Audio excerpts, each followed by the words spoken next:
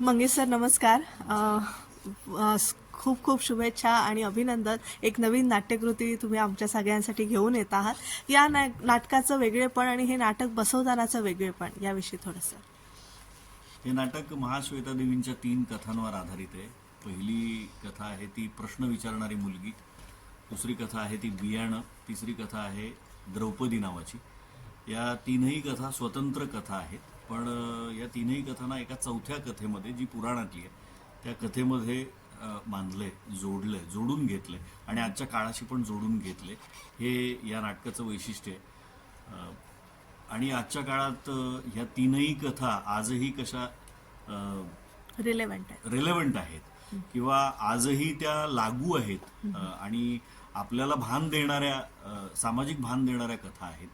तर म्हणून हे नाटक मला करावंसं वाटलं.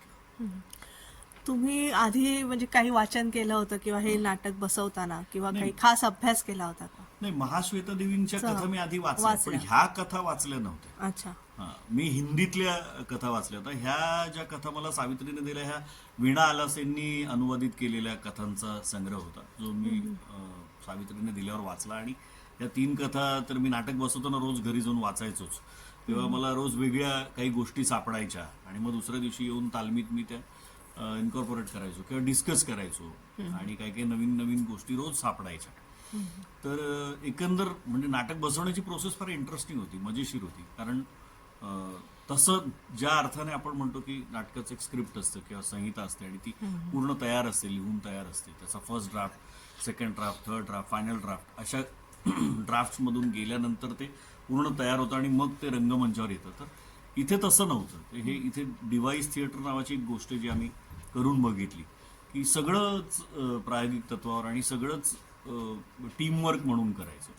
प्रत्येकाचं त्यात कॉन्ट्रीब्युशन असलं पाहिजे. अशा पद्धतीनं ते नाटक उभं राहत गेलं आणि एक साधारण 1.25 महिन्यात आम्ही हे नाटक रंगमंचावर आणलं.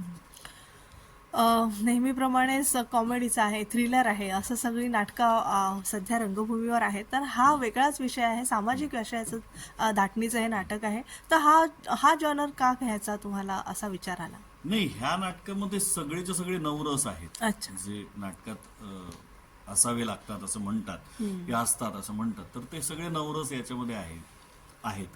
आणि म्हणजे त्या महाश्वेता देवींच्या कथांमध्येच ते अंतर्भूत आहेत, म्हणून ते नाटकात आपोआप उतरले. आणि सावित्रीने पण त्याचं नाट्य रूपांतर करताना खूप मेहनत घेऊन आणि खूप असं बारकाईने ते केलेलं आहे नाट्य रूपांतर. त्यामुळे त्याचं प्रयोग बसवताना खूप मजा आली आणि खूप चांगला अनुभव मिळाला हे नाटक दिग्दर्शित करत असताना. 2 जुने कलाकार हृदय आणि सावित्री आणि 2 नवीन कलाकार विक्रम आणि मुक्ती. कसं त्यांचं ट्युनिंग, बॉन्डिंग तुमचं कसं तुम्ही करून घेतलं? काम त्यांच्याकडून कसं काढून घेतलं? म्हणजे मला असं काय नवा जुना असं काय भेदभाव माझ्याकडे नसतो किंवा मी काय असं काय भेदभाव करत नाही. फक्त मी माझ्या नाटकाचं कास्टिंग करतो. जेव्हा मी नाटक दिग्दर्शित करतो तेव्हा इथे फक्त थोडंसं वेगळं झालं होतं की कास्टिंग ऑलरेडी झालेलं होतं नाटकाचं. तर मी म्हटलं माझी काही हरकत नव्हती, काय हरकत असण्याचं कारण नव्हतं, कारण एक वेगळ्या पद्धतीनं आम्ही ते उभं करणार होतो. तर त्यामुळे ह्या सगळ्यांबरोबरचा अनुभव खूप छान होता.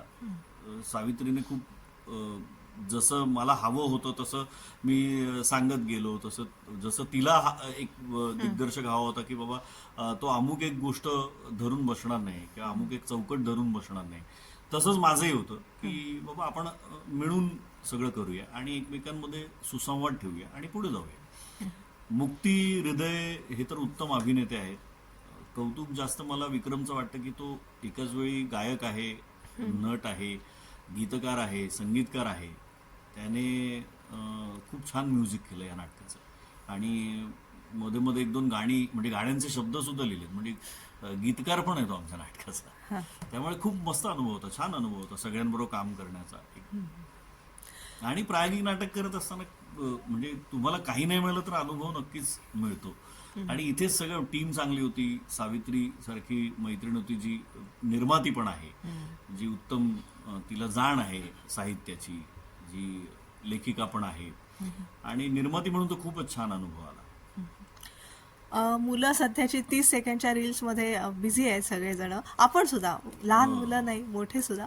तर त्यातनं एवढा 1.5 तासाचं नाटक, हा प्रवास कसा रिस्पॉन्स मिळेल तुम्हाला काय वाटतं? नाही, आम्हाला रिस्पॉन्स चांगला मिळाला पहिल्या प्रसंगाला. म्हणजे मी तिथे माझी जागा आहे ठरलेली, तिथे मी बसतो आणि नाटक बघतो. तर मी सगळ्यांकडे बघत होतो, तर मला तरी पहिल्या प्रयोगाला कोणी मोबाईल काढलेला दिसलं नाही. तर एकदम स्टन होऊन एकदम शांतपणे शांत चित्ताने नाटक बघत होते. आणि त्यांच्यासाठी ते सगळं वेगळं होतं, कारण त्या कथांमधलं जग वेगळं आहे ना मुळात, महाश्वेता देवींच्या कथांमधलं. आणि एक जिवंत अनुभव आहे. Yes yes. थँक्यू सर आणि बेस्ट विशेस. थँक्यू, धन्यवाद.